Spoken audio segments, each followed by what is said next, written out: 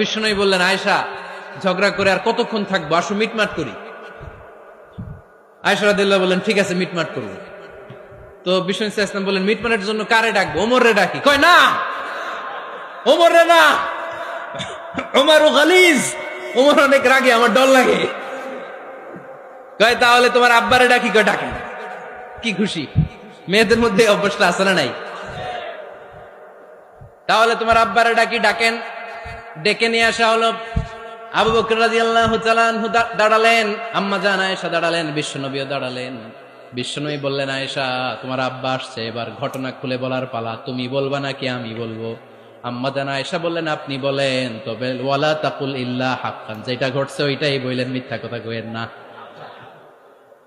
আবু বকর রাদিয়াল্লাহু তাআলা আনহু রেগে মেগে আগুন। কি এই কথা তুমি কেমন করে বলো? বিশ্বনবী কি মিথ্যা কথা কখনো বলবে? রেগে মেগে দিলেন মেয়ের গালে এক চড়। বানিয়ে বলতেছি না, মুসনাদ আহমদ ইবনে হাম্বলের হাদিস। বাবার হাতের থাপ্পড় খেয়ে আম্মা জান আয়েশা উল্টে পড়লেন। সাইয়েদনা আবু বকর রাগে গড়গড় করছেন, আবার মারার জন্য তেড়ে গেলেন।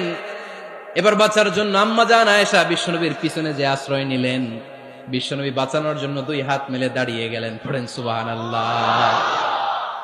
বিশ্বনবী যখন দুই হাত মেলে দাঁড়িয়ে গেলেন, সাইয়েদনা আবু বকর রাদিয়াল্লাহু আনহু থেমে গেলেন। সাইয়েদনা আবু বকর রাদিয়াল্লাহু তাআলা আনহু ঘর থেকে বের হয়ে বারান্দায় দাঁড়ালেন। পড়েন সুবহানাল্লাহ।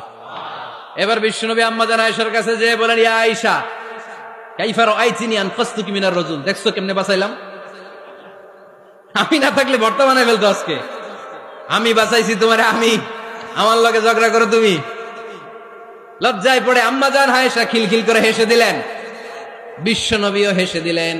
দুইজনের হাসির মধুর আওয়াজ শুনে সাইয়েদনা আবু বকর বাইরে থেকে অবাক, কিরে এতক্ষণ না ঝড় তুফান, এখন দেখি হাসি। সালাম দিয়ে অনুমতি নিয়ে ভিতরে ঢুকলেন। ঢুকে দেখেন আম্মা জান আয়েশাও হাসে, বিশ্বনবীও হাসে। এ হাসি দেখে আবু বকর রাদিয়াল্লাহু আনহু হেসে দিলেন। আরশের উপর থেকে খুশি হয়ে গেলেন কে?